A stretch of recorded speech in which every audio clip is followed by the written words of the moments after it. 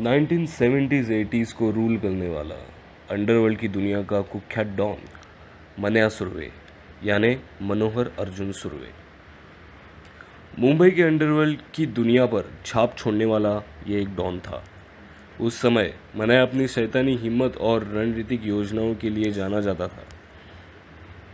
मन्या सुरवे का जन्म 1944 में भारत में महाराष्ट्र राज्य के रत्नागिरी के कोकण क्षेत्र के पावस जिले में रैमपर गांव में हुआ था। 1952 में सुरवे अपनी मां और बड़े पिताजी के साथ मुंबई रहने आ गए थे। मुंबई आने के बाद कई सालों तक वह लोअर परेल की चौल में रहने लगे। मन्या सुरवे कीर्ति कॉलेज से ग्रेजुएट है और जब उसने कॉलेज में ही छात्रों के साथ एक गैंग तैयार किया था तभी उसे परीक्षा में 78% मिले थे। उस समय मन्या सुरवे की गैंग में मुख्य रूप से सुमेश देसाई और भार्गव दादा शामिल थे। भार्गव मुंबई में दादर के अगर बाजार का हत्यारा था। 1969 में मन्या दांडेकर नाम के इंसान की हत्या में वो शामिल था, जिसमें उसका साथी उसी का चचेरा भाई मन्या पोद्दार था। अब सबका नाम इधर मन्या ही मन्या है। इनकी तिकड़ी को पुलिस इंस्पेक्टर ने यानी ES दाभोलकर ने जल्दी गिरफ्तार कर लिया था और कोर्ट में भी उन्हें आजीवन कारावास की सजा सुनाई थी। उस समय के सबसे प्रसिद्ध पठान डॉन को पूरी तरह से भयभीत कर दिया था इस मन्या सुरवे ने, जो पिछले 2 दशकों से मुंबई अंडरवर्ल्ड पर राज कर रहा था। लेकिन पठान ने अपनी विरोधी गैंग केसर ग्रुप को पराजित करने के लिए मन्या सुरवे की ही सहायता ली थी। इस गैंग का नेतृत्व दाऊद इब्राहिम का बड़ा भाई यानी सबीर कर रहा था। मन्या की सफलता का यही सबसे सुलझा हुआ राज था। उस समय शहर की सबसे मशहूर गैंग भी उसे सहायता लेने के लिए आती थी और ऐसा करते हुए वह दूसरों को ख़त्म कर देता था।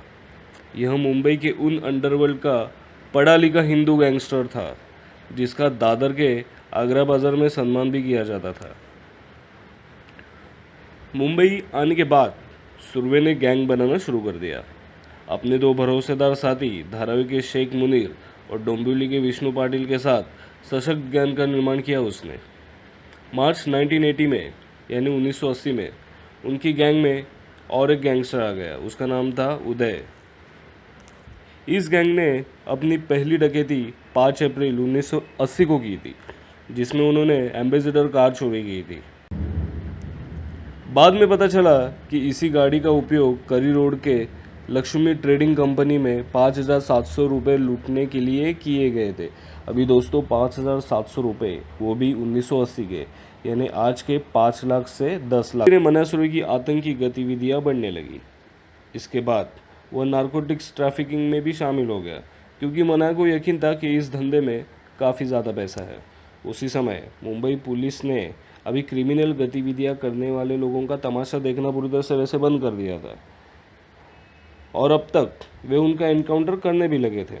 उस समय पुलिस फोर्स ने इकट्ठा होकर अंडरवर्ल्ड को एक संदेश भी भेज दिया कि अब वे उनकी गतिविधियों को और ज़्यादा सहन करने वाले नहीं हैं और इसी के चलते मन्या सुरवे के ऑपरेशन को शुरू किया गया। इंस्पेक्टर इसाक बागबान और राजा तांबट, इन दोनों ने सुरवे का केस अपने हाथ में लिया था और उन्होंने मन्या सुरवे के खिलाफ ऑपरेशन की शुरुआत की थी और उन्होंने मन्या सुरवे की गैंग के लोगों को पकड़ना शुरू कर दिया। 22 जून 1981 यानी 1981 को पुलिस ने कल्याण के पास एक केमिकल कंपनी से शेख मुनीर को गिरफ्तार कर लिया। इसके कुछ ही दिनों बाद पुलिस ने गोरेगांव से एक लॉन्च से दयानंद और परशुराम काटकर को भी गिरफ्तार कर लिया। इसके बाद अपनी गिरफ्त से घबराकर मन्या 19 नवंबर 1981 को भिवंडी चला गया।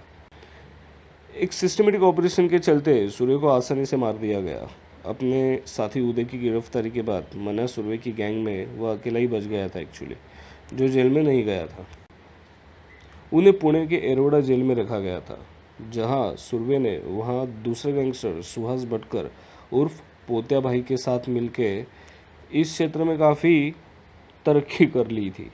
इसके बाद सुरवे की आतंकी रणनीति से परेशान होकर जेल अधिकारियों ने उन्हें रत्नागिरी जेल से स्थलांतरित करके दूसरे जेल में रख दिया। सुरवे ने इस मौके का पूरा फायदा उठाया और 14 नवंबर 1979 को भागने में सफल हुआ और 9 सालों तक जेल में रहने के बाद आखिर भागकर मुंबई वापस आ गया।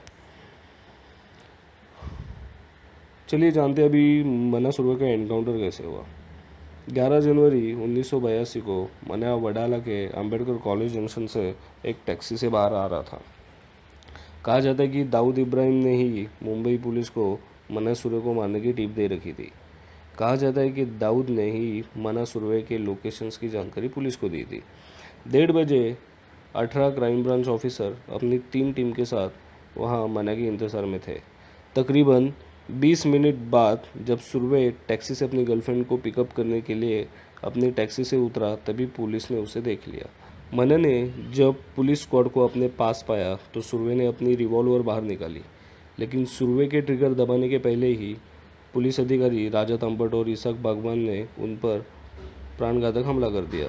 उन्होंने सुरवे की छाती पे और कंधे पर 5 गोलियां दाग दी थी। इसके बाद सुरवे को तुरंत एम्बुलेंस में डाल दिया गया। मन्ना सुरवे को तुरंत एम्बुलेंस में डाल दिया गया। कहा जाता है कि सियोन अस्पताल जाते समय मन्ना सुरवे बड़बड़ा रहा था कि पुलिस ने उन्हें खुद को साबित करने का एक भी मौका नहीं दिया। बाद में कुछ समय बाद उन्होंने अपने चोटों के सामने घुटने टेक दिए। एक आश्चर्यकारक बात यह भी कही जाती है कि 15 मिनट के रास्ते को पूरा करने के लिए उस समय पुलिस की कार को 30 मिनट का समय लगा था। इसी एनकाउंटर के साथ मन्ना सुरवे की दहशत मुंबई के अंडरवर्ल्ड से गायब हो गई। अपने 2 वर्षों के अंतराल में मन्ना सुरवे ने दाऊद इब्राहिम को काफ़ी भयभीत करके रखा था, जो आज तक एक्चुअली कोई नहीं कर पाया था। कहा जाता है कि अंडरवर्ल्ड डॉन दाऊद इब्राहिम ने पुलिस को मन्ना सुरवे को मारने की टिप दी थी। 1982 में यानी 1982 में महाराष्ट्र पुलिस द्वारा किए गए एनकाउंटर में मन्ना सुरवे की मौत हो गई। मन्ना सुरवे के जीवन पर आधारित 2013 में एक फिल्म बनाई गई थी जिसमें जॉन अब्राहम ने मन्ना सुरवे का किरदार निभाया था। इस फिल्म में मन्ना सुरवे के जीवन को 100% सही तो नहीं दिखाया गया है, लेकिन इसी फिल्म में उनके बारे में काफ़ी कुछ बताया गया है। यह फिल्म बॉक्स ऑफिस पर हिट साबित हुई। शूट आउट एट वडाला की फिल्म में हालांकि मुख्य रूप से मन्ना सुरवे पे केंद्रित है। इसके वजह से सोनू सूद और मनोज वाजपेयी के जो किरदार है यानी अधिकृत रूप से नाम लिए बिना जो दिखाए गए दाऊद इब्राहिम और उसके भाई शब्बीर, तो हालांकि वैसा नहीं है। मन्ना सुरवे ने शब्बीर कासकर को नहीं मारा था। हालांकि ये कहा जाता है कि दाऊद इब्राहिम मन्ना सुरवे से काफ़ी भयभीत था। कुछ लोग तो इतना भी कहते हैं कि अगर मन्ना सुरवे का एनकाउंटर नहीं होता तो शायद वो दाऊद इब्राहिम को मार देता, और दाऊद इब्राहिम को इसी बात की चिंता थी, इसके लिए उसने मुंबई पुलिस को टिप दी थी मन्ना सुरवे का एनकाउंटर करने के लिए। दोस्तों देखा जाए तो डॉन डॉन होता है, फिर वो हिंदू डॉन हो या मुस्लिम डॉन हो, वो लोगों का कभी भला नहीं करते हैं ना कभी सिस्टम का भला करते हैं। So friends, definitely I hope you like this biography of Mannah Surve, and please subscribe my channel. Please share it as you can on Facebook, Twitter and WhatsApp, and please don't forget to subscribe my channel. Thank you.